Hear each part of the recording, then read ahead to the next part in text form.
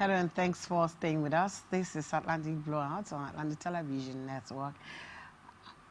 I want to welcome you on this week's edition of the Blowouts, where we take on issues, review issues, analyze them, and take experts' opinion on trending stories and making the rounds. Well, in the next few minutes, or 3 hours, we'll be talking about issues that concerns us as well. And some good news too, the kidnappers who raided a boarding school in northern Nigeria earlier this month, that is on the 5th of July 5, to be precise, 2021, released the 28 children on Sunday, that's yesterday, but the remaining 81 remain in captivity, according to the pastor involved in the negotiation for their release. Now, talking about Bethel Baptist High School in Kaduna, it was the 10th mass school kidnapping since December in northwest Nigeria, carried out by Islamic militants and more recently criminal gangs. Now, sources say that police and Kaduna Commissioner of Internal Security and Home Affairs were not immediately available for comments. Now, we saw the pictures and footage yesterday on the news where these children were returned back to their school, and there was jubilation for those that their children are among those that were released. And of course, you know the agony of parents, and when you're hoping that maybe, oh, the 28 is there, everyone is praying, and they are hoping, they are very hopeful that maybe their own children will be among the students that were released. But on getting there after 1, 2, 3, 2, 28, and those who their children were not among the students released, you know, emotions and the trauma still grip them, and also our heart goes out to them. We pray that by the special grace of God, the God that answers prayer, Nigeria is a praying nation, that it will touch them to release the remaining of them. Kaduna authorities has also ordered the closure of schools and 12 others in the area following the kidnap, with that saying they may when they will reopen. But it's safer for them to stay at home for now, and then everyone. Now, are we going to say that the children wouldn't go to school? School have become targets for mass kidnapping, for ransom in northern part of Nigeria by a criminal gang. And the authorities concerned should try to re-strategize. Because one thing I keep saying is this, you know, you're planning something, and let's not forget that these bandits or criminals or whatever they may be called are also listening. They are watching the TV, they are listening to radio, they are listening to news, they are reading, they have their phones. So they are abreast with what is going on. When the military is bringing a new strategy to attack them, they also will have to shift ground and re-strategize as well. So maybe it's high time they stop talking about their strategies on how to climb down on these bandits and just, you know, leave it to their hearts, guard it with jealousy, and then take action. Then let's see where that will take us. So that, you know, during the week, of course, we remember that President Buhari's spokesman Garba Shehu has told the main opposition People's Democratic Party, that's the PDP, to forget returning to power in 2023. Whatever that means, we will know in the course of our program. All right, and also the Emir of Taraba, excuse me, Muri Abbas Tafida, has warned kidnappers also to stop their evil deed or face jungle justice. My name is Chituga Diamond, and it's my pleasure to come this morning with you with more information. Now, let's also tell you that Apajo, the road to Eleme, is on total lockdown because there is an agitation. People are agitating. There's a demonstration because they're asking the authorities concerned to fix the road. So if you're going towards that axis, you have to look for alternative routes so that you won't miss your appointment. This is Atlantic Blowout on Atlantic Television Network. We'll be right back after this break. Do stay with us and don't go. We will come back with more information for you. But we're trying to connect with our crew at the location. The moment we establish that contact, then we can bring you live footage from that strike or demonstration at Akbajo, that's in Port Harcourt, and Obiakbo, yeah, if I'm not making a mistake there, local government area here in Rivers State in South Nigeria.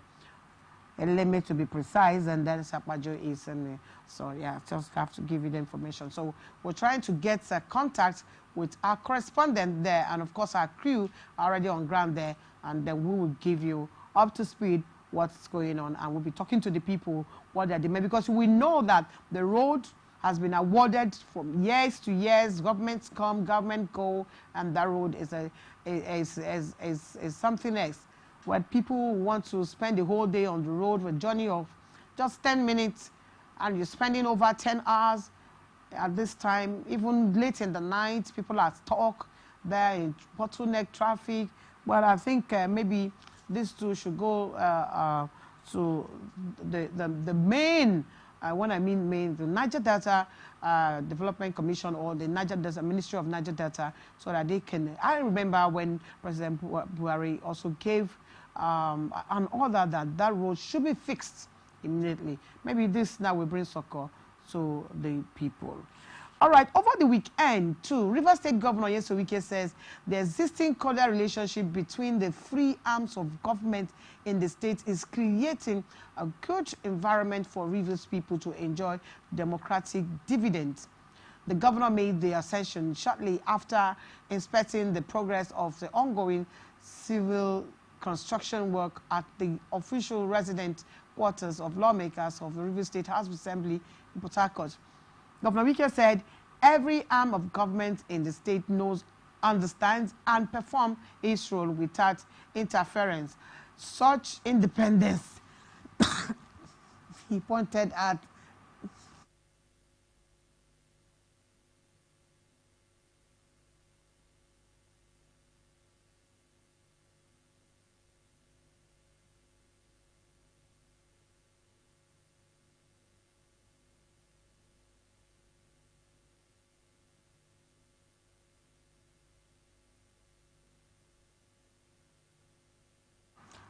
such independence, he said, as pointed out, is imagined a good work environment for each other to perform their duties.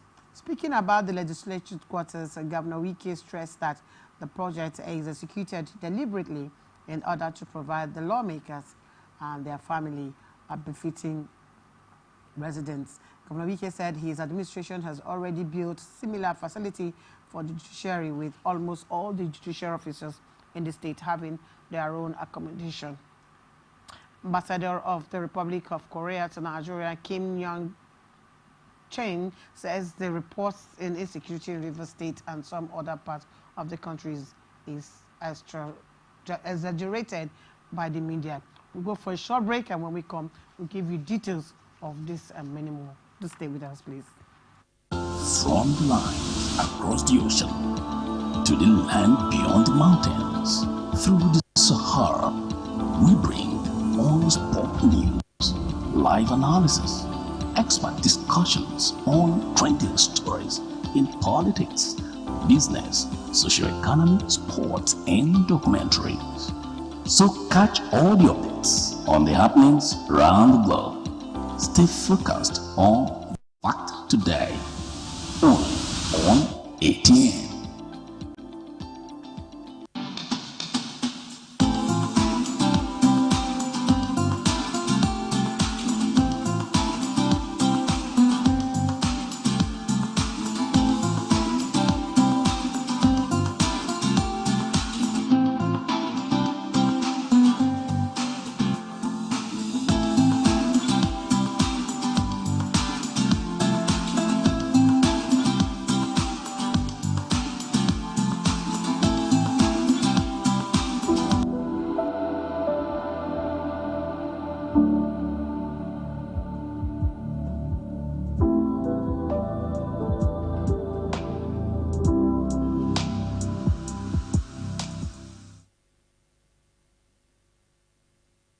I remain committed to the United Kingdom leaving. Since I became Prime Minister, I've said we must get on and get Brexit done. on October the 31st so that this country can move on. Sir, my amendment is that Mr. President should be invited to come and explain the situation. For the Nigerian government to stop killing its people and let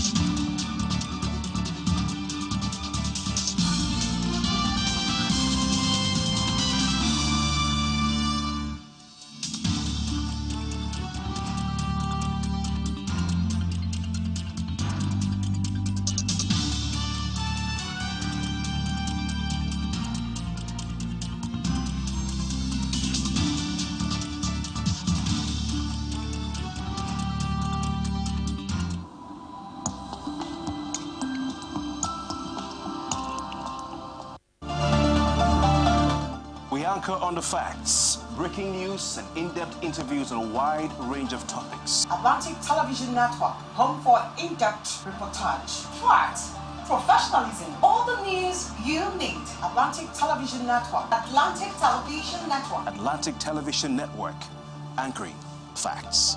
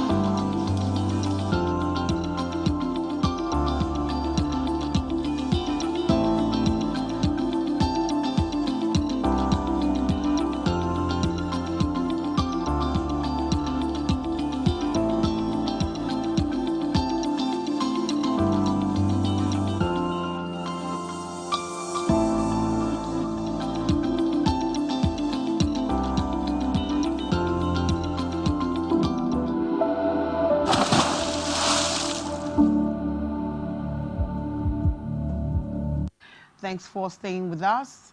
It's the Atlantic Blowout on ATM Network. 2003 APC declares position on Buhari's alleged third-term agenda. The ruling All Progressive Congress APC has condemned the allegation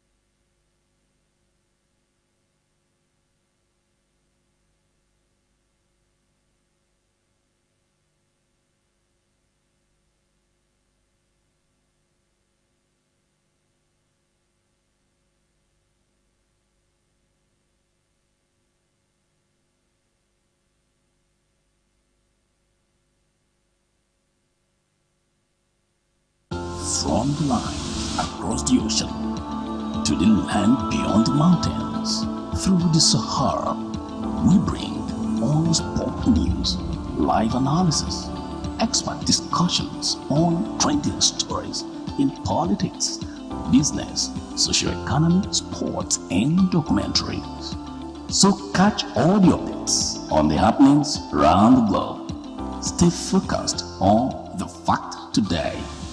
Only on ATM.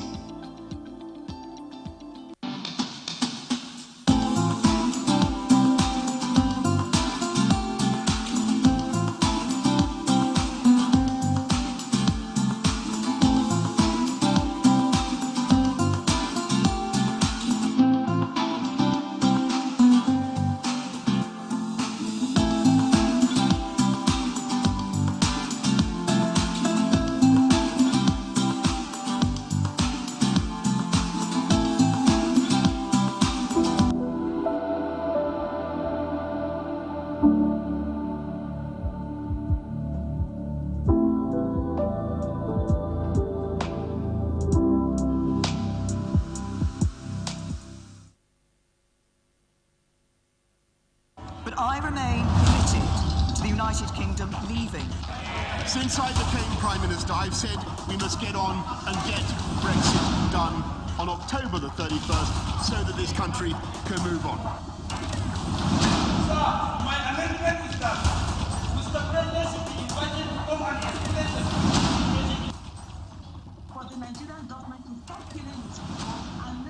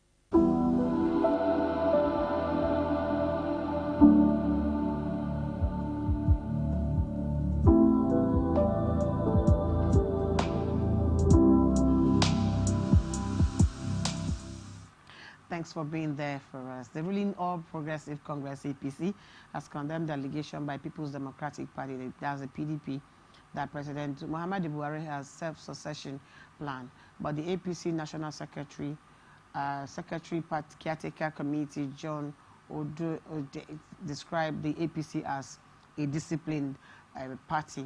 In a statement last week, described and said PDP is being haunted by its past. Mr. John Akpan recalled the inglorious third-term agenda while the opposition was in power. Akpan assured that the party will work for the emergence of consensus and an agreeable candidate ahead of 2023. APC has no third-term agenda. What we are doing now is to stabilize the party and not allow individual ambitions to derail the administration of President Muhammadu Buhari. Okay, have joining me now live via Zoom, a public affairs analyst. I beg your pardon. I have Opunabo Kotaria, criminal justice and criminology consultant, who joins us via Zoom as we take a look at the nation building and politics without bitterness in Nigeria. Good morning, Opunabo. Good to see you again. Good morning, looking so sweet. Looking so sweet. Good morning. How you doing? Good to see you again. Thank you so much. Yeah, now, it's my pleasure. Yeah. Okay. What do you have to say? The audio is poor. The audio is poor. But go ahead. What do you have to say about Garba Shewu's APC's and PDP's allegation towards 2023? How do we have... which of them? Yeah, Garba Shewu has been hemorrhaging from the mouth. So which of them? We have politics without bitterness in Nigeria. 2023 is yet to come, but the fireworks is building up, and there's been so much of allegations how President Buhari alleged third-term agenda and asking the PDP, the main opposition, to forget about returning to power in 2023. What do you make of all of this? Well, it's quite normal for any political party to assume. For example, now you have the APC in power. It is quite normal for the APC to believe that it will remain in power forever. PDP said the same thing, that it was going to be in power forever. Sadly, in 2015, it was kicked out of office, it was kicked out of power. Now you have the APC in power for just, 6 years, and they are also vaunting that they are going to be in power for forever. Well, it's an ambition, but a very tall ambition, because given the abysmal performance of the party, I doubt if the APC is going to win in a free and fair election, the 2023 general election, presidential election. I sincerely have my doubts there. But having said that, it is normal for every party member to believe or tell the world or give that confidence that it's going to win the 2020, whether PDP or APC or Labour Party or Zenith Labour Party or Zenith Party, whatever the names they call themselves, will always want that they are going to take over in 2023. But that will rest squarely on the shoulders of the masses, the electorate, Nigerians, who will, between the PDP and the APC, just oppose the achievements and decide on which party to vote for in a free and fair election. Some might not even vote for any of the two big political parties because they believe that the political parties have been tested and they failed Nigerians and might opt for any other political party, supposed smaller political parties. So Garba Shewu is just the mouthpiece of the president and is expected to protect and promote the president, and that's exactly what he's doing. He's just carrying out his duties, executing his job. You see the body language of President Buhari as in someone who is not planning to leave office come 2023. It will be foolhardy for Mr. President to ever think that he's going to stay in office beyond 2023. What's his name? The former president, Olusegun Obasanjo, tried it. It was an exercise in futility. So it will be batting on a sticky wicket for any president after Obasanjo because the enlightenment has improved, has increased. This no longer, it's not, so to speak, it's not the banana republic that it was in between 1999 and 2007. So if it was an adverse task to achieve in 2007, I don't think any president should not such an ambition. If you have that thought, you should banish it immediately because you can never bring it to fruition. So I don't think we should be discussing if Mr. President is going to perpetuate himself in office beyond 2023. That will never, ever happen because it's going to be a prescription for anarchy. And I don't think we should even contemplate it, given our overheated political engine, suddenly inflammatory social climate, and highly combustible economic practice. Well, let me take us back a bit because you made mention of former President Olusegun Obasanjo. He tried the third term bid and he failed. Now, because I want to quote you now in the last discussion that this is the Ninth Assembly, that's the National Assembly, is the worst so far by your own rating. Now, if, like I ask you, if by rating of most Nigerians. Okay. Well, you're my guest, and including Obnabwen Kotaria. No, you're right. You're absolutely right. It's not a contention. Okay. Now, because you said that Buhari, because I asked you if his body language tells you whether he's going to leave or not, and you said he cannot try it. Now, going by what is playing out now at the National Assembly, that Buhari, do you think if he makes such move and maybe tells the Senate, the National Assembly of this on the third term, do you think that he cannot skate through?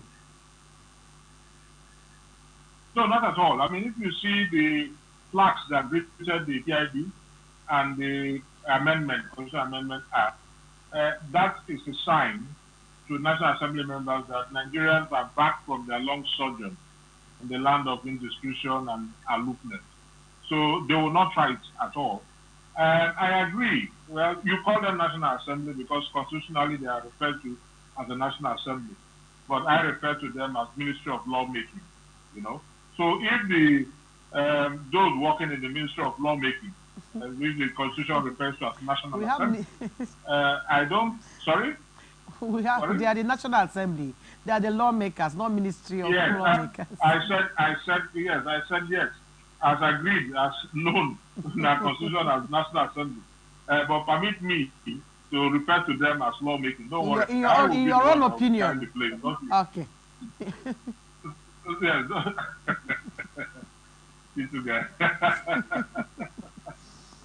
Let's give them their honor, at least for now. Yes, I agree. Minister of National Assembly, which is an appendage to the executive arm, are you okay now? Will definitely not even think of that. It will not. One or two might want to convince Mr. President to see if it will work on the short-term agenda. But even Mr. President, I believe, has a settled conviction that if he does it, if today Mr. President comes out to contest an election, even those in Dara will not vote for him.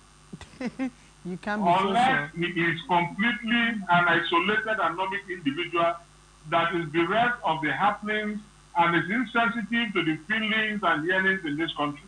But as Mr. President himself knows that, forget the show. I mean, we are all in government and we know how this is work. You arrange people to come out. And it would have been a big shame and national embarrassment if Mr. President will visit Daura and you don't have people lined up on the streets. Even the devil has his followers. Even Lucifer has his followers. So that is no news.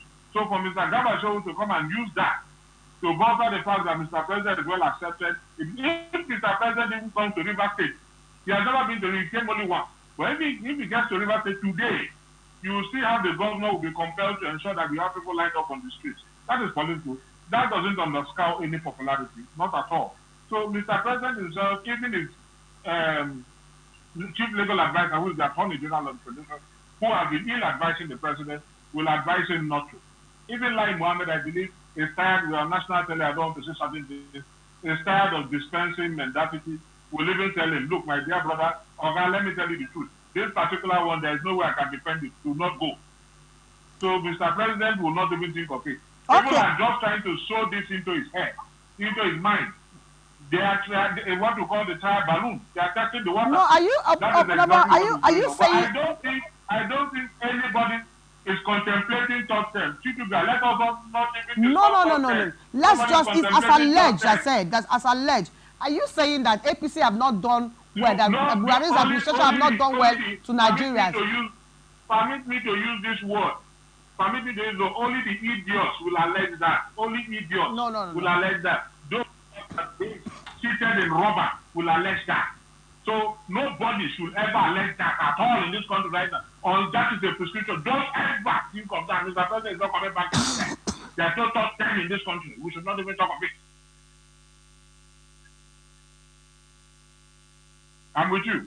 In your opinion, Opunabo, is PDP actually ready to take over power from the ruling or progressive party? That's APC. Do you see them that they are really ready? What's the difference between PDP and APC? What do you? Difference between PDP and APC? So, and even if PDP takes over power, what would be the difference? Look, the only difference is in the individual, not the party. Do they have ideology? PDP has no ideology, APC has no ideology. It's not the party. And if you have ideology, why would anybody talk about body language of a president? Is that not loony? Okay. The president should align himself with the ideologies of the party and not the people aligning themselves with Mr. President's body language. Now, we don't let that talk again. You now depend on body language, the ability to decipher. The president's mere will determine your next line of action. What kind of a society are we living in? Okay, Punabo. Body language. How do we begin? And I say your body language, you now tell me the next question you're going to ask. Isn't that reasonable? You next question, am I the right, am I the wrong? Body language. What sort of the country are we living in? Okay, so let's also have, let me also ask you. The difference is in the individual, not the party. Most people how do we change the narrative now? How do we change the narrative? We have not too young to run. How do we change the narrative? If they don't have ideology, PDP doesn't have, and you're saying that APC and PDP, there's no difference. They don't have ideology. So how do we change the narrative? In your own opinion, what do you think should be done to get things done right? Electoral reform is there on one side, and the electoral... That is why we are talking... That is why we are talking of amendment of the Electoral Act. But unfortunately, National Assembly members who want to perpetuate themselves in office have decided to truncate that, to make hamstring that by coming up with obnoxious laws. Although those laws are ultra virus, ultra petita, and cannot stand because they are not in consonance with the constitutional provisions, but that will tell you the mindset of Nigerians. Now, first and foremost, we must have it right. We must have a credible election in place. With the credible election, everybody will be sure that the votes count. And when you are in support of somebody, the fear of rigging, look at the local government elections now. How many, the turnout was abysmal. And that is as a result of diffidence. A lot of people don't have faith in the local government elections, both in what happened in Lagos, the one that happened in the West, and so on. The turnout was abysmal because they already know the result. You can foretell. You don't need to be a Nostradamus to know that if PDP is in power in a state, only the PDP candidate will emerge victorious, or purportedly victorious. The same ditto APC state. So the turnout was poor, and that is the lethargy we are talking about. But when you have a credible election, you find that a lot of people will come out believing that the votes will count, and those they really want in office will be in office. Now, the snag there is the issue of the amount. Because we are playing money politics. And if you don't have the money, no matter how young, no matter how vibrant, no matter how sound, unless you have a money bank that will sponsor you. And in most cases, when they sponsor you on certain terms. In other words, you're going there, they're investing. And there must be return on their investment. That is the problem we have. Otherwise, we have intelligent, credible people that can deliver on the dividends of democracy on living governance. But sadly, in 1999, because a lot of people impugned the transition process, because of the then president Maradona, what's his name, IBB, who called himself the evil genius, because they impugned, because having postponed the election 2 to 3 times, the decent ones refused to get involved. And we have people with distorted perception of life accidentally discharged onto the political surface. And those people have so enriched themselves, are so entrenched, themselves in the system that it is difficult for credible ones with rectitude, to come in. That is the problem we are having. So what is the solution? Nigerians, first and foremost, we have to blame ourselves. But the system has so impoverished Nigerians to a point that there is this belly politics, what they call stomach infrastructure. You cannot be talking of rectitude where your son is dying in the hospital. You cannot be talking of dividends of democracy while your wife is dying in the hospital, in the labor ward, while you cannot pay school fees. So what do? They impoverish you. They ensure that you always run back to them, which is a system of philanthrocapitalism. They just solve the symptoms rather than address the problem, the disease. And that is the problem we're having. So how do we get out of it? It's a conundrum. I cannot sit here and tell you this is the best way, but we can start with a credible electoral system and to reorientate the minds of Nigerians, to let them understand that the crumbs they give to you is to further impoverish you. The only way you can get out of this poverty is by voting your conscience and voting the right people. If Nigerians will come to this understanding, I can assure you that yes, we are going to get it right, not in 2023, but definitely after 2023, because it's too short, but definitely after 2023. Not in 20, the time is so short. There is so much hunger in the land. And I tell you, Nigerians, no matter what you say to them today, they will not agree. Whoever brings the money, they will follow. But I also want to advise, when they bring this money to you, accept the money, but vote your conscience. Accept the money, vote your conscience. Gradually, we are going to ensure the change we get is effective. But as we speak right now, no amount. First and foremost, the economy has to be improved. Who is going to improve on the economy? Is it not the same system? You know, it's a convoluted situation. It's a convoluted situation. All right, I have Barrister Ekene Henry. Okay, Punabo, I have Barrister Henry Ekene in the studio too. Let's also get his opinion on this moving forward, yes. Nation building politics without bitterness, and that is gearing up the fireworks. Welcome. Thank you. All right, so Punabo, we'll come back to you. I'm sure you listen to no problem. Punabo. I want to be watching him. Okay, you of course you listen, because I'm going to come back to you to ask you your opinion on whatever he said. You'll be following up in what we're saying and looking at bitterness, politics without bitterness in Nigeria. And look at the fireworks is building up, and 2023 is yet to come. We know, this is a time for everyone to, do the underground work and before you come back. What do you think is the best way? Because Opunaba told us here that PDP, APC, they are the same people. They don't have ideology. How do we change the narrative? Now, for me, before I would even comment on the parties, I would rather choose to comment on the people. Nigeria is ours. We make Nigeria what she would be before the politicians will step in to play a role, or before political parties that are, of course, associations registered for political purposes. I think it's primarily the people. So if we would want to eschew violence or bitterness in political process, then it begins with what we think and what kind of society we want to have. So I would first enjoin every Nigerian to be mature in the dealings and the comments we make. Every point, every spot in this country today, you hear people make comments that for me are rather worrisome, disturbing, and especially building up to 2023.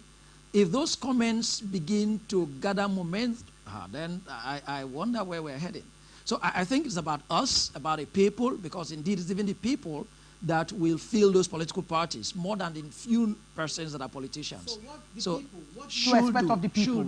We should think Nigeria first. think peace. Yes. Now, you may have a personal interest about a thing. Maybe you are a member of a political party. Then you think that, yes, of course, it's politics, so your party should win.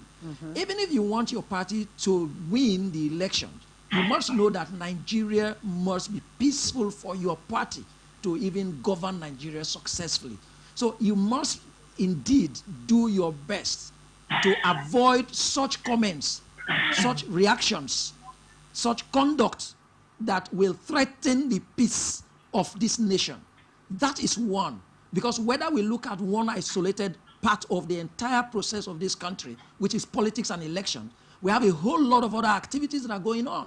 And politics and elections, for me, are just a very small, insignificant aspect of the entire activities in this country. So the people, number one, is make sure that everything you do is towards peace and sustenance of peace in this country.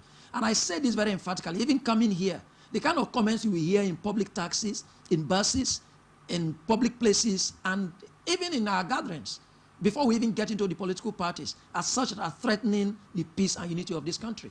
Bitterness is deepened. So then getting into politics, the political parties must understand that they have a role to play and that they have to sensitize members of their parties in the same direction, that the country first, and that there has to be peace, and of course there has to be order before the contest elections. Do they have the ideology for that? Apparently they don't have ideology. So what? So how do them now? How do politicians ideology people? No, certainly I agree with him, but in this context of ensuring that there isn't bitterness, ensuring that there is peace, it has got nothing to do with ideology. There's no bitterness. We look at the situation of the country, the insecurity issue in the country, and some politicians are already getting up 2023. Can there be election without security in the country? No, there's insecurity will threaten election, no doubt. And that's also but are they ready to know that, look, are they ready to know that, look, people, there should be peace, there should be security, because if you and I have to go and vote, we should be sure that we are safe going out there, okay? So, do you think that APC has done enough for Nigerians to vote them again? Well, I'm not a politician. I am not a member of the APC. I would do my analysis by what I perceive and conceive as good governance, as indices for development, and as the expectations and aspirations of the people. Primarily, Section 14 of the Constitution of the Federal Republic of Nigeria, 1999 as amended, would always place on the desk of every government at any level the primary responsibility for the welfare of the people and security. Now, if I use these two to analyze the government, whatever party it is, then presently I would say that we aren't really satisfied. Why? Insecurity has become so disturbing that one would imagine whether we really can have peace ahead of 2023. Two, what about the welfare of the citizens? Yes, a government may, I've always had my position in any argument, in discourse of any government. I would always say fair to them. Any person who has had opportunity to run or govern this country has done just his best. Whether he's done so and gone or is doing so at the moment, he's doing his best. I cannot crucify you, but I would enjoin you to do more. And then for anybody who is going to come in, look at the failures and inadequacies of the present person and fill the gap. So to assess the current government, because we can't take it away to the good parts of what they've done, there have been improvement in infrastructure. Definitely so, whether you like them or not, whether you're of the other political divide. We are not here where we were last year, or last regime, or last administration. Okay. If you can't see anything, they can point at one thing and tell you that it wasn't in Nigeria or was not in the state it is now before they came into power. So there are also situations that have got bad, worse, perhaps. You say, insecurity may have worsened. But in what regard? Even in the context of insecurity, they too, the current government may do their analysis and tell you, look, situation was worse when we came in this respect. And we've been able to contain that. There are emerging security challenges. Perhaps before now, in the previous administration, we never had banditry, really the way it is now. But we may have probably a stiffened Boko Haram threat. Has that diminished in a way to some degree? Maybe yes, but perhaps their own share of greater challenge is banditry And then, of course, sectional ethnic militia groups that are rising everywhere. All right, we cannot have it completely as good or as bad as it could be. Let's go back to Opunabo now. Hello, Opunabo. I hope you are still there. I am with you. Okay, fine. Let's also look at changing the narrative now, Opunabo. We'll look at this group of leaders we've had since time immemorial in Nigeria, and there's not too young to run. Do you think that a younger generation, because every day from time session we hear the youth are leaders of tomorrow. When is this tomorrow going to come? Would the tomorrow be now? Are you looking at the younger generation taking over the leadership of this country? Do you think it's going to be possible at all?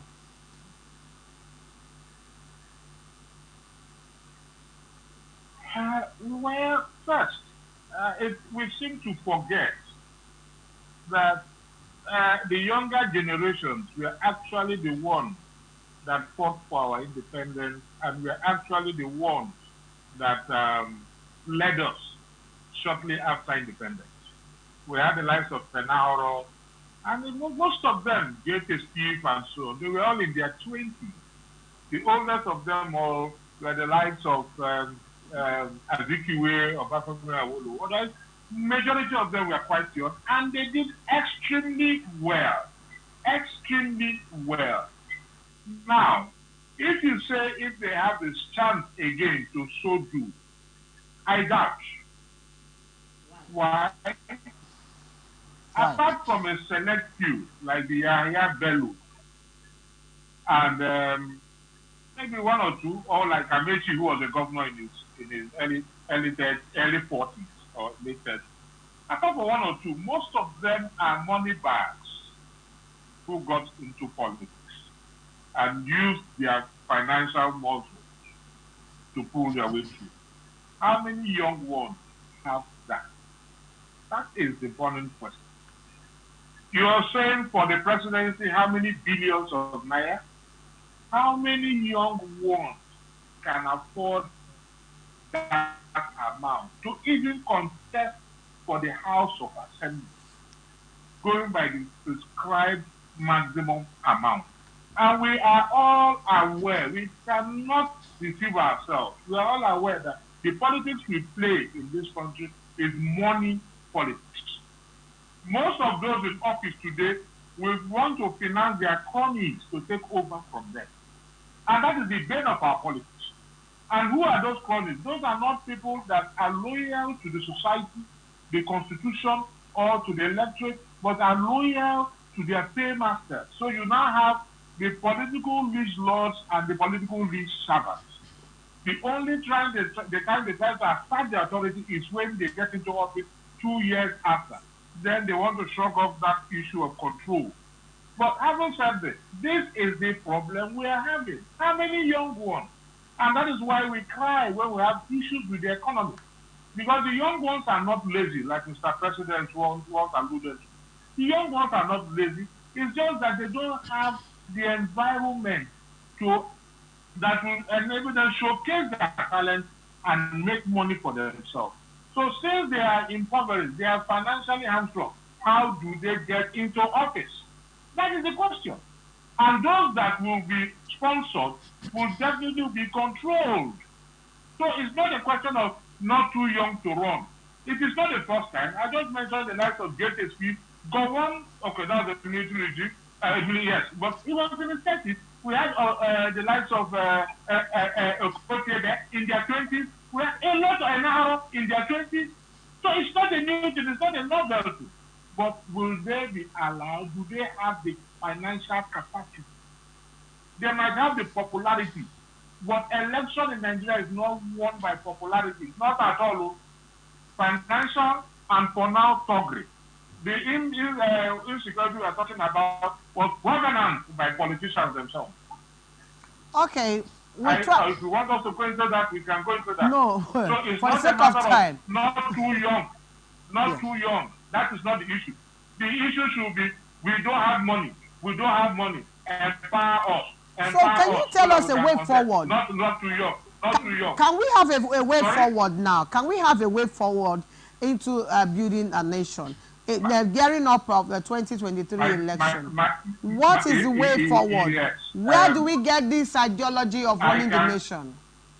From where? From where? From what class of people can we get it? There has to be some level of revolution. I say that. How do you mean? There has to be some level of, like the NSAS is a revolution, so to speak. There has to be some level of, because you cannot bequeath what you don't have. That is number one.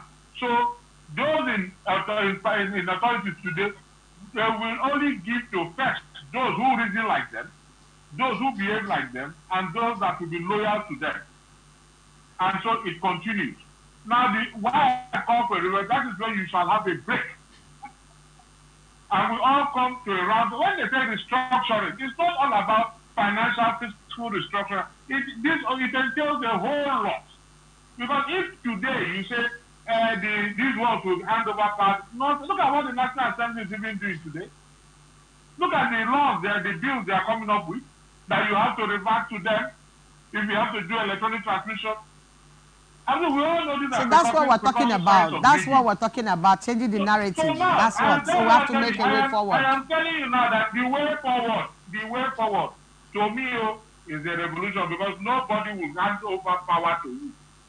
Nobody will hand over power to you. So it's a revolution. Thank you. That is the only way out. And after which we'll come to a round table to discuss. Okay. I'll get back to you on your final word for that before leaving. So, Vice Secretary? Yes. Revolution. Are you buying into the idea? It depends on what it means. To me, I perceive that as simply change. Change. Yes, determined change. So I do not think that my brother actually meant anything otherwise. The change is the APC change that we are in. No, that's a slogan. Because that's what they came into power. To change things. So we're trying to change the narrative. The change could be a whole lot. No, let's get this thing right. Yeah. So we're looking for those with ideology to run the country. What is ideology, by the way? You tell us. It's an idea. It's a thought you hold tenaciously that defines you or defines a process. So are we saying that the leaders we've had in the past, even the ones present now, do not have ideology to run the country? So who will do this? You know what? You could also even have, let us say assuming, you could also have, but you could have a wrong one that may not be answering the questions that ought to be answered in that space. So you could probably, that's why you could see diverse political ideologies as well. So one political ideology could work in some political sphere and may not work in another. So it depends on the peculiarities of the people in that place. So if our political leaders today have had a different kind of ideology, even the personalization of interest could be their own ideology, but it's the wrong one. And that's apparently what our politicians are showing. But you know that. Less embezzle, less accumulate as much as we can. Perhaps a very negative one, but that is to them a philosophy. That is to them an idea of how to personalize interest. But we are talking about the right ideology, the right political process, the right political principles. So that means leadership for self-interest. It's more than, yes, it's more than just that. Can we, the persons Nkotaria was making references to were people that held first the people. It showed in them. They made sacrifices. They were young persons, so it's not just about the age. It's not just about the aspiration to fill the gaps, to fill the political spaces that are available today, to take it over from those who are our grandfathers, really. But that's also important. That's where, for me, it's important because perhaps... You know that in leadership, you know, you may be here and then someone is there as a leader. You have so many ideas. Oh, if I were, if it were me, I would do this. But when you get into that seat, you see that the whole scenario changes. What changes the scenario is you that will change it, not the space. But have you not seen it played out in the political sector? Have you not seen it played out? Those people, they never had that welfare thinking of the people before they even got in there. It is unfortunate that we have not got those people into our political process, really. They've been off the lines. Do not be deceived to think that the person who had a different mindset, who ordinarily will be for the people, we have not got in this regime, in this generation, the politicians that are for the people. That is until they get into the system, then they get changed. They got there and then they saw something probably influenced and all that. Okay. I think we haven't got the right persons to fill those spaces. We know all of them. They are in our neighborhoods. Okay, we have to run now for the sake of time. Yes. How do we get leadership for the leadership of the people? 2023 is gearing up. So what are your advice to the electorates? We know maybe everybody is saying we've not had the best of it in recent times or in the past. It's just about leadership for self-interest. And then now, what is your final word to the people out there? I think for me, towards 2023, for me, number one is the first is to participate. So for the people, you have to come out to be in the process. Because if you're not in the process and you do not know that you even have a right to participate in determining those that would form the next government, even when they are the right persons that would have come from your process, and you're not there to support them, the wrong persons will take it over. So that's one. Then two, we should be so committed to what will be the best interest of all. Not because someone has come to give you a penny, and you know that he's not the best person to govern even your constituency, but you want to probably get him in. And another is, do not, for God's sake, make yourself an instrument of destruction of your own system. Now, those young persons, that's where I'll address my generation, those young persons who, see, these old politicians can't even run. Who snatches the ballot boxes? It's not those with their sizes and all that will do that. It's still you, the young generation. And then at the end of the day, you don't get jobs, you complain. Okay. The end of the day, there's no infrastructure. The end of the day, you say there's no opportunity for you to maximize yourself. So I think you have to really be determined that we need to make a change. Okay, let's get back to Punabo on his final word. Punabo, your final word. Don't forget that voter empathy is there, and there's so much hunger. I said diffidence in the system. Well, I haven't your said final that, word. Chiduga. The truth is, I agree. Yes, I agree with what my brother has just said. But to elucidate, we have to get the justice system right. You know, because when the tempest of justice blows faithfully, it encourages impunity. You don't cherry pick in the administration of justice. That is key. That's paramount, and that will serve as a deterrent when offenders get their just desert. Then number two, to the electorate, like I said earlier, take the money, but vote for the right person. That's the revolution I'm talking about. Take that money from the person. Thank God, that's why we talk about electronic transmission, because without the electronic transmission, the thugs will lay you on the road, ambush you and collect and write the results. But with the electronic transmission, you just go in, you take the money from the money bag, go in and vote your conscience. Don't compromise your conscience. And by the time the results are announced, you find out that that candidate you think is a square peg in a square hole will emerge. And gradually the change will begin.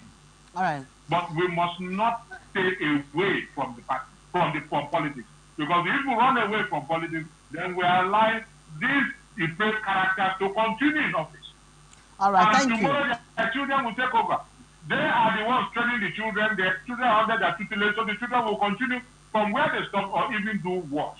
All right, thank you. Punaban Kotaria, a criminal justice and criminology consultant. He joined us via Zoom. Thank you so much for your contribution on Blowout this morning. Thank you. Thank you. Okay, my guest, Barrister Henry, is still very much around. And then when we come back, we'll take a look at our second topic on Blowout. Yes, thank you, this morning. My name is Chituga. Just stay with us, please. We'll be back in just a moment. From the line across the ocean to the land beyond the mountains, through the Sahara, we bring on-spot news, live analysis, expert discussions on trending stories in politics, business, socio-economy, sports, and documentaries. So catch all the updates on the happenings around the globe. Stay focused on the fact today, only on ATN.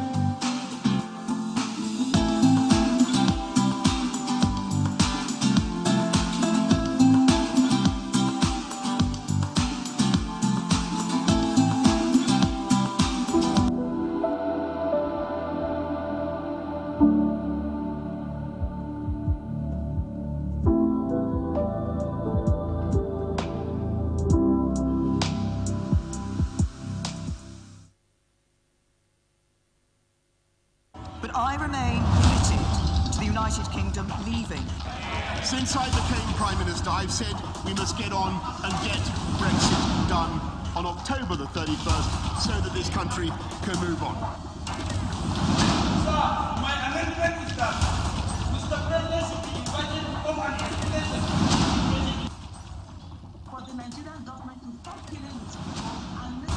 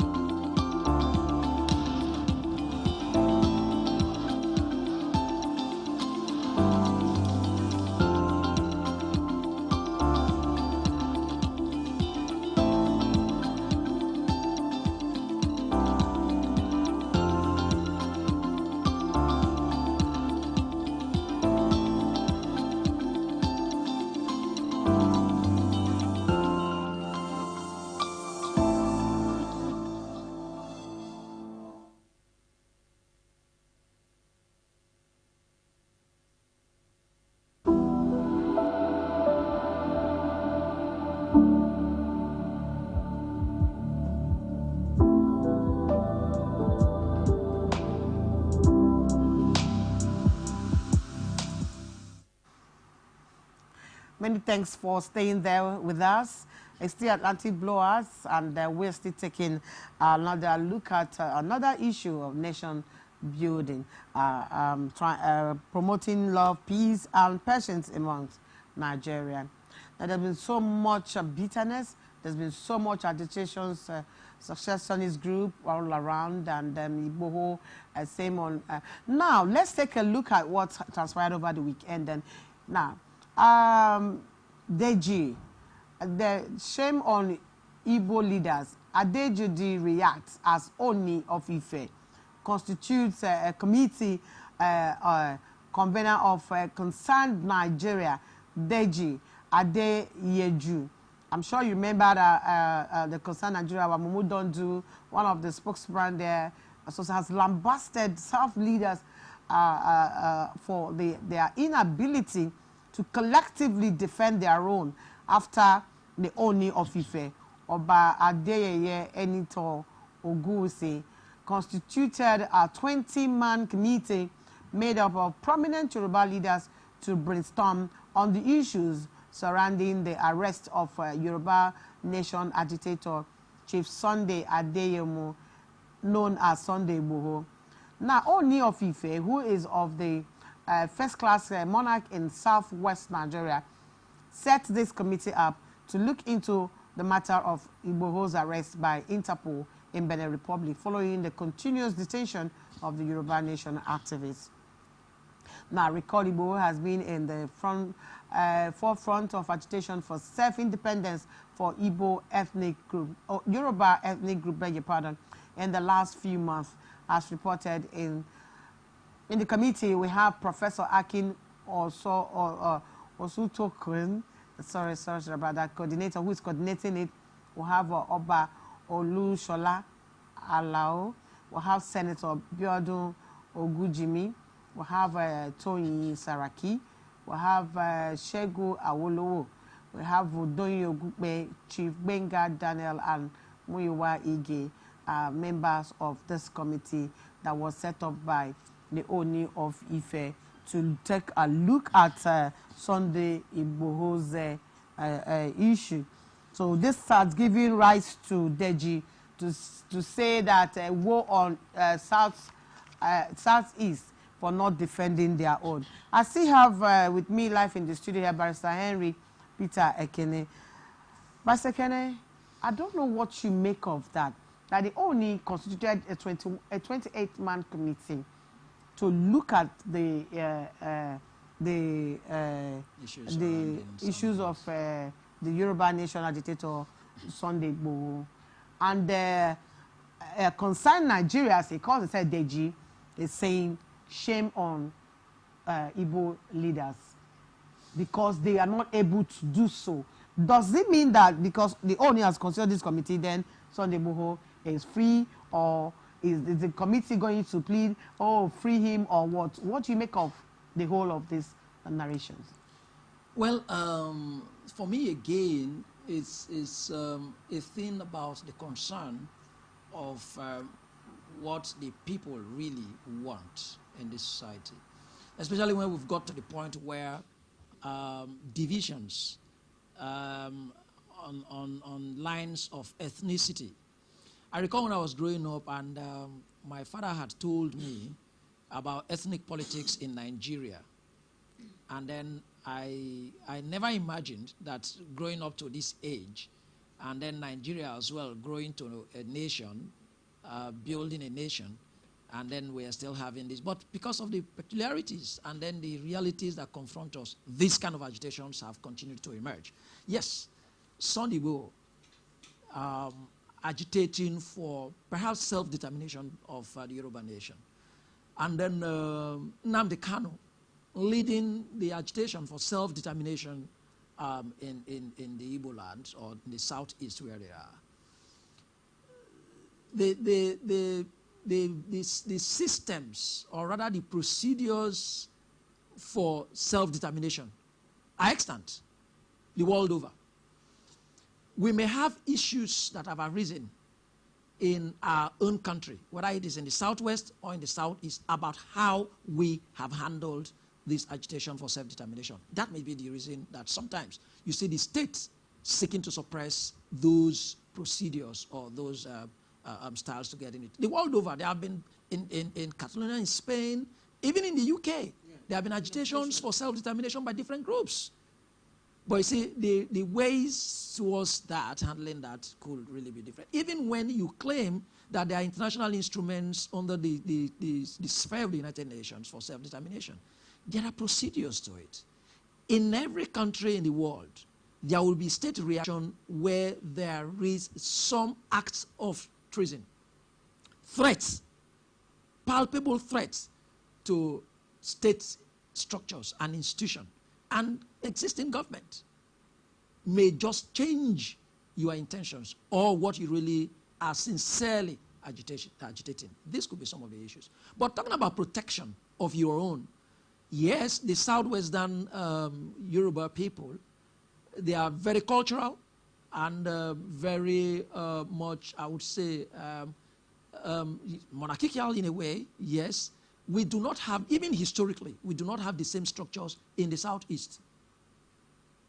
If you study the, yes, what let me explain, in the study of political development in Nigeria, you find out that there is a difference in the societal structure in the southeast from what it is in the southwest. The traditional institutions in the southwest are different from those in the southeast.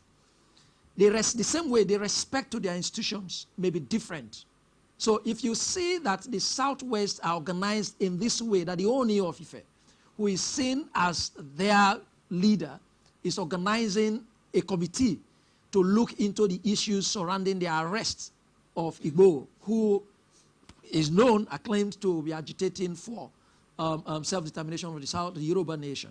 And then here, there is a perceived dispersal, a perceived, not kind of a nation in the Igbo group. It's always been so, even their traditional institutions. So you find a situation where the agitators in the Igbo own structure, in their own nation, seem not to have got this kind of backing from both the traditional institution in the Igbo land, the Ohaneze Ndigbo, arguably didn't seem to have protected these agitators the way the Southwestern traditional institution is seeking to protect now. The political class didn't seem, I just saw your list, you could see Senator Olujimi, even the political class, seven senators. The political class is inclusive in this committee. The traditional institution is inclusive, and their elites and stakeholders inclusive. So this, for me, has just shown clearly the difference between the societal structures in the Yoruba nation and, of course, in the more prolific southeast, or rather the Igbo nation. Former governor In the committee in the Southwest. So that's it. But again, whether the committee setup is to justify whatever alleged infractions, I do not think so. Which brings me to the next question, asking that as a legal practitioner, now do you see Nnamdi Kanu and Sunday Igboho as freedom fighters or they are law breakers? How would you describe them? You see, it we know that Kanu's case is different, Igboho's case is different. But in your own profession, what would you? There are elements of infractions of law and order, in both. Let me take a world-acclaimed freedom fighter, and then you examine him and these other two in Nigeria. We all know about Nelson Mandela as a freedom fighter. I'm not sure that any one of us read. He was rather read to be one who was trying to calm the blacks in South Africa, right? The apartheid regime in South Africa. Even when the blacks came to power, he said, we do not have to pay back the way we were treated. That is a freedom fighter. That is a freedom fighter with principle. And that's how it got to the point it got to, and acclaimed, and became the president of South Africa. It is different to say you are a freedom fighter and agitating for self-determination, a liberal principle. And then at the same time, you are seen or alleged to be constituting yourself or allowing your leaders, your followers, to constitute themselves in manners that could be questionable. Infraction of the laws and constituting disorder in society. Bearing arms. Allegedly, though, because these are the excuses, these are the allegations. Yes, I would as a lawyer, allegedly, whatever it is, until we see. I was just speaking this morning with the media house. No, but DSS raided Igboho's house and saw armed stock, a pile of guns and ammunition in the house and some other things, and it was said that it's planted as alleged. It remains an allegation. Yeah. Because there is the legal procedure to search a place. To himself, yes, and there's a legal procedure to search a place. In our country, in our laws. If the security agencies wanted to go raid the place and search a home, you have a warrant. You have to be civil. You have to do it within the purview of the law. You have to tell those who are there to be sure that you are not having these things on you. But that's just about search and search warrant. But apparently, you asked, are they truly freedom fighters? Or they have some taints on them, especially having been alleged? I would think that being in this country and being very sincere and objective, I have had to ask some questions and worry about the way the agitation was going, both in the Southeast and in the Southwest. I have my own agitation as a Niger Deltan. But if we take that way too, I would also have the questions. So I think my message is, if you want to advance the right to self-determination, there is a process. There is a civil, legal, constitutional process to follow, whether by your constitution or international instruments. And I do not think that the international instrument you want to rely on that gives you the right to self-determination encourages for you to attack state institutions and state facilities, state agents, state structure, and destroy infrastructure and facility, whether directly or by infiltration.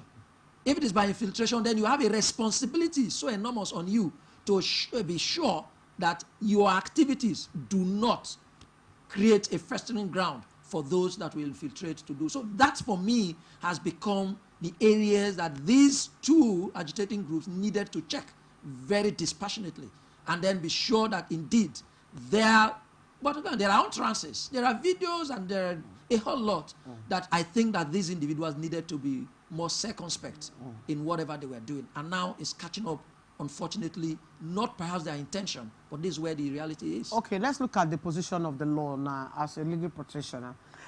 What is the position of the law in Igboho's extradition from Benin back to Nigeria? What does the law? Now usually states will have bilateral relations, and then of course agreements. Yeah. And I know that between Nigeria and Benin Republic, we have this bilateral relationship and even agreements.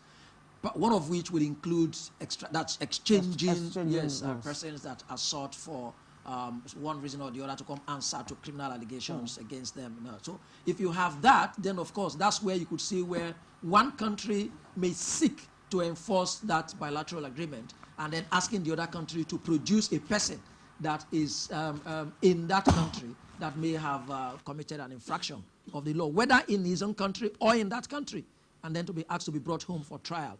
That said, Sunday Igboho, I do not seem to yet know what the allegations really are in his own case. And apparently for me, whatever suspicion it was, and that the Department of State Security had invaded his home here, and then now the Interpol getting involved and getting him arrested, I think to some extent we must allow that, let the law take its course. Let's get to the point where we will get it clear whatever the allegations are. And I would always say, I said this morning, when we hear that this morning the trial for Kano is going to open. See, it is, yes. No, but we'll speak out. It is constitutionally protected and guaranteed right that any person alleged to have committed an offense in this country is presumed innocent. So you relax. The onus, again, by the Evidence Act, is on the person alleging, that is the state in this regard, to begin in its prosecution to proffer evidence beyond reasonable doubt that indeed these individuals have committed these offenses alleged to have been committed. It is until they get to the end of their case that the defense will open. So, for now, whoever is in trial, whoever is in the custody of any arresting authority, I think we submit to the authorities and allow the due process of law to take place. I would not enjoin anyone to react in such a manner that will perhaps, again, get them caught into another web of probably criminal infraction. So if indeed there's an allegation, whether it is in Igboho's case or in Kanu's case, and they have been arrested, is the normal procedure for commencing any criminal proceeding in our country and our laws. If you are suspect any criminal infraction by any person, you arrest the person, investigate. Of course, it will have an investigation first before arrest. Then you prosecute the person. We are not hearing that these persons are just being sent to the gutters for the hangman to carry out his duty, but you will go through the criminal proceeding process and then be prosecuted. If found guilty, that's when you'll be punished. It could happen. We have had people who have been prosecuted for treasonable felonies, and at the end of the day, they were not found. Yes, sorry. And I think even Asari Dokubo, I'm not sure he was convicted on treasonable charges.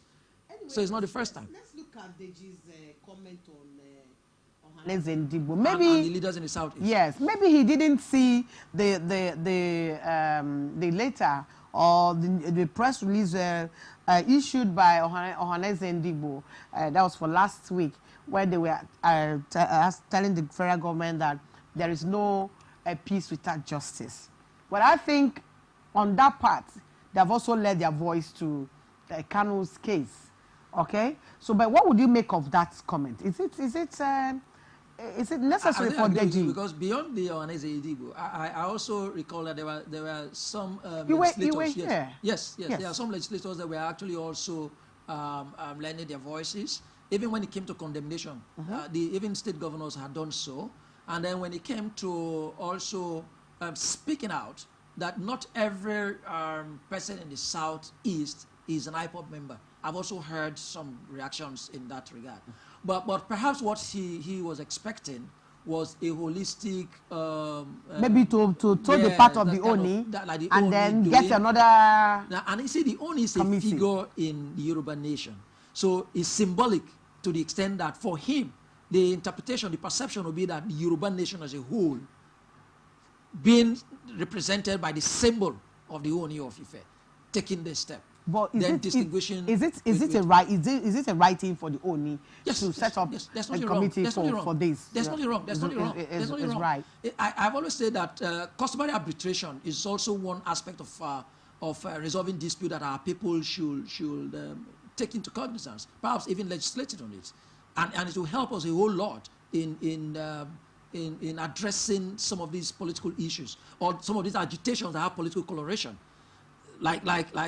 He said, look, it is not in all of these issues seeking to address them that we may have the power of force, the strategy of force and power. So if the traditional institution is considering a way of looking into some of these issues, you will never imagine what that committee may come up with recommendations, perhaps, and even profile some recommendations to the federal government. Okay, and then to the state. It's acceptable, it's allowed. There is but as we wrap up on really the final notes now, covering all this of agitations, I don't know, what do you make of it? Do you think that if actually, as everyone is clamoring for restructuring, do you think we have a secessionist group that's agitating for this nation, this agitating for this?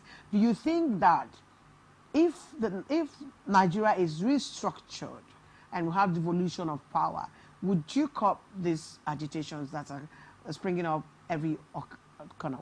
What do you think? Well, indeed, what the agitations show is that there are a lot of aspirations, a lot of expectations that have not been met. It also shows that there is enormous failure of governance and government. It also shows that there is imbalance in the equation. People feel marginalized. People feel really displaced from the system. And so they think that they needed to assert themselves. That's why it's going on. Then the failure of states to actually also see this and address them has exacerbated the situation. And then the emergence of ethnic militia and then groups of this. But whether restructuring will address this is a no and a yes. One, it depends on what we perceive as restructuring. If we go the restructuring as this, let's divide Nigeria, and let's but you know, that's no, not restructuring. I don't think any group agitating has talked about divide Nigeria. The structure is devolution. That's the secession thing. Do what you want and let's pay to center. Everybody do. You know, you produce oil, sell your oil, pay to the center. Devolution of power, whatever it is that is. So I don't think anybody is saying let Nigeria be separated. No. I think someone saying so. Exactly, that's the point I'm making. That let's distinguish the restructuring. If the restructuring is about these principles, then it could very significantly address most of these agitations. But if restructuring is to the extent that, look, I'm tired of being a part of the same country with this group of persons and let's get our own. Who says that in your own new country you will not have the same agitation? You certainly are going to have the same. So if it is for restructuring, then I would rather advocate the aspect of the perception, the understanding of restructuring to mean the one that, look, let's totally look at what it is. Let's try. Maybe the exclusive legislative list. Are there aspects of it that we can get down to other levels of government or legislate? And beyond that, what about the principles of fairness and equity and then ownership of resources? All right. Those issues will, to a large extent, really douse most of this issues. We have to leave it at that now. Really. All right. My guest has been Barrister Henry Peter Ekene, a public affairs analyst, and of course, he's a legal practitioner. Thank you so much for your information and, of course, taking us through this program. Thank you. Okay, we'll leave it at that. Of course, the discussion will continue, obviously, until everyone is satisfied in the country. It's the Atlantic Blowout on Atlantic Network. We'll be back in just a moment. Please don't go away. From the lines across the ocean to the land beyond the mountains, through the Sahara, we bring on sport news, live analysis, expert discussions on trending stories in politics, business, socio-economy, sports, and documentaries. So catch all the updates on the happenings around the globe. Stay focused on the fact today, only on ATN.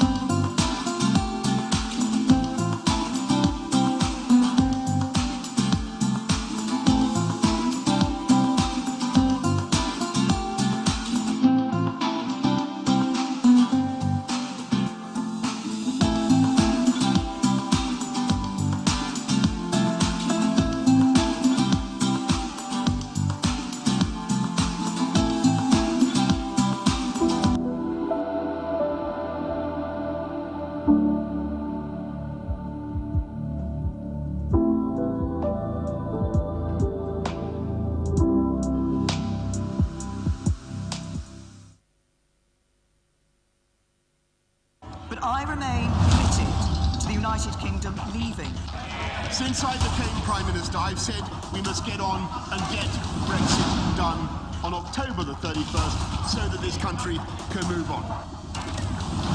Sir, my amendment is that Mr. President should be invited to come and explain the situation.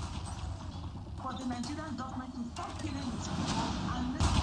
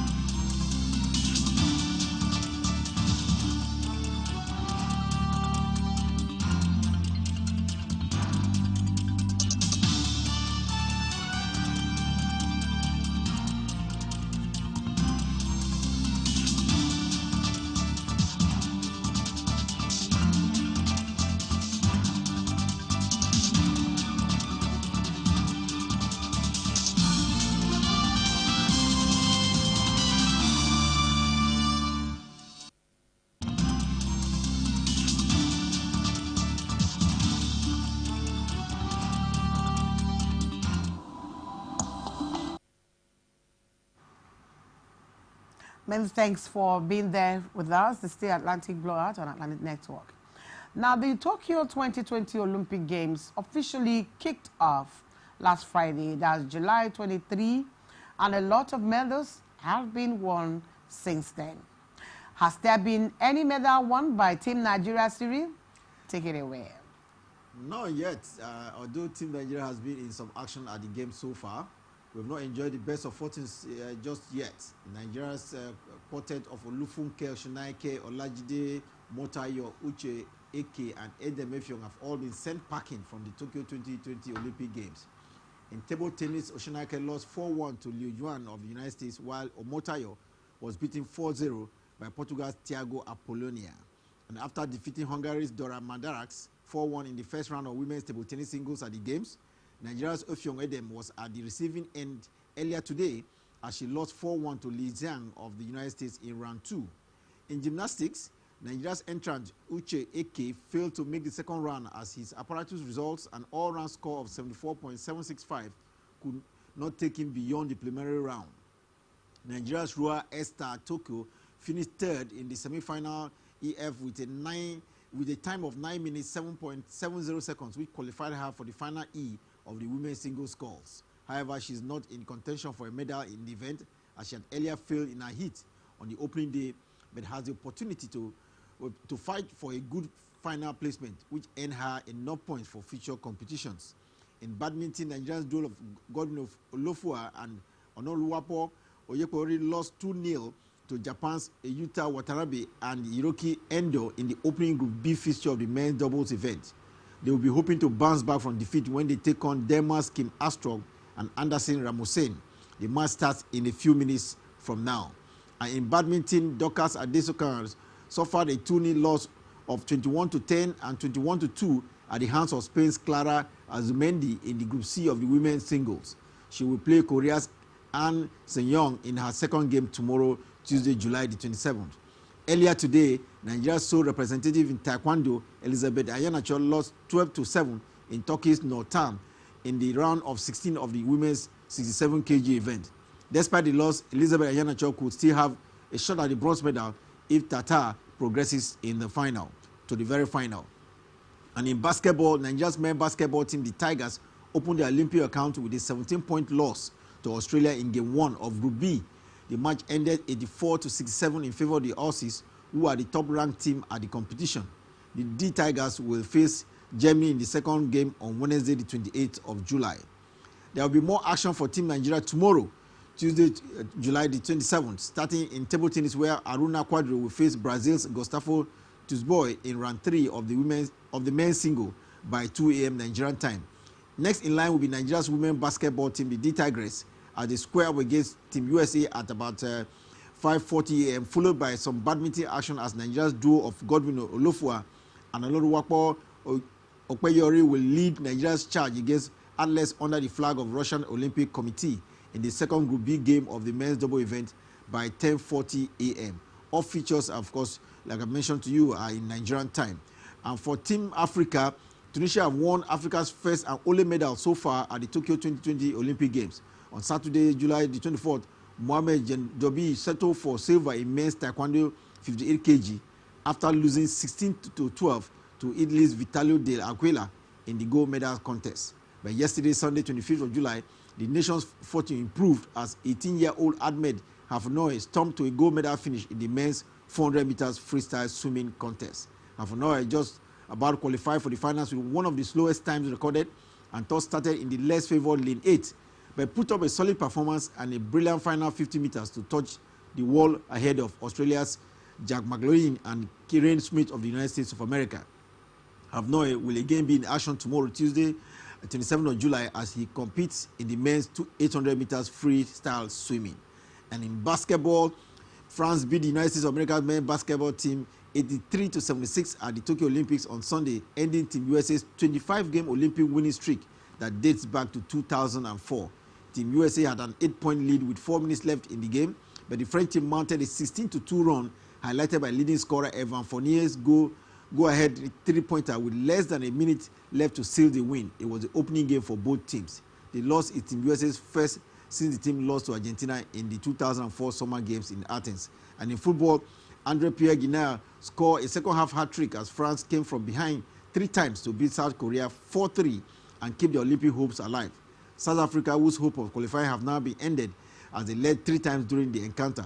Elsewhere, host Japan made it 2 wins from 2, beating Mexico 2-1 after their opening day 1-0 win over South Africa. Defending champions Brazil were held to a goalless draw by Ivory Coast in Group D after Aston Villa midfielder Douglas Luiz was sent off for a trip on former Leeds winger Masgredel on just 13 minutes. Luiz was initially booked, but the yellow card was upgraded to red card by the VAR after it was deemed to deny a goal-scoring opportunity.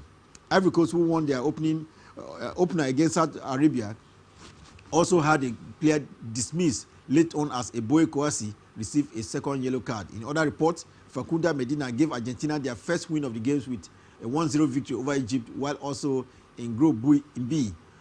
Mikel Oyarzabal's late strike saw Spain beat Australia to open their account. Burnley striker Chris Wood was again on target in New Zealand's 3-2 loss to Honduras, and in the same group, South Korea thrashed Romania 4-0, leaving all the teams on 3 points after 2 matches. And now to some spectacular record at the 2020 Olympic Games. 13-year-old Nishia Miji won gold in the inaugural Olympic street skateboarding competition to lead a lineup of teenagers to what is believed to be the youngest podium in the history of the Olympic Games. Nishira wrote her name in the history books as the first female skateboarder to strike gold at the Olympics by recording a final score of 15.26 to win gold ahead of Brazil's Raíssa Leal, also 13 years, but under 16-year-old Nakayama Fiona. Nikisha, who won a silver medal at the 2020 World Championships in Rome, has now secured the ultimate prize in sport after her unique blend of trickery, skill, and consistency saw her triumph in a tense final that went all the way down to the final round, proving that youth has the ability to shine in always few could have predicted the greatest sporting stage of all. The 13-year-old Raíssa Leal, who is not only Brazil's youngest ever medalist, but also the country's youngest Olympian, won silver with a score of 14.64, with a 16-year-old Nakama winning bronze medal with 14.49. Wow. A 13-year-old swimming gold at the Olympics? Was the event for teenagers only? Definitely not. In an event where these 3 teenagers emerged as podium finishers, there was also a 34-year-old Sablon Alexis from the United States of America who was more than double the age of the eventual winner, proving further that age is not a restriction to a spectacular performance in sports. All right, that's the program for today. Thanking you so much for investing your time with us. And of course, we ask you to join us again tomorrow for a fresh edition as we bring guests back to analyze issues that are bothering and, of course, making headlines in the country. My name is Chituga Diamond. Many thanks for watching and have yourself a wonderful day, and bye for now. Follow us on all our social media handles.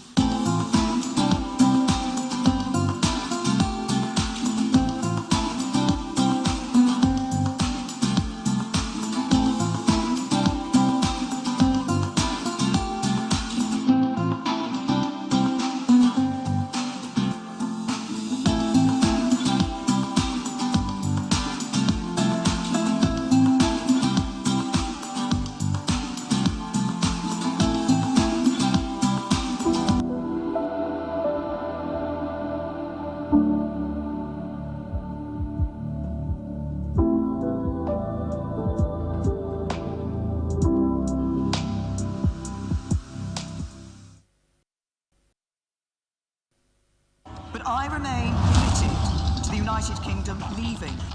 Since I became Prime Minister, I've said we must get on and get Brexit done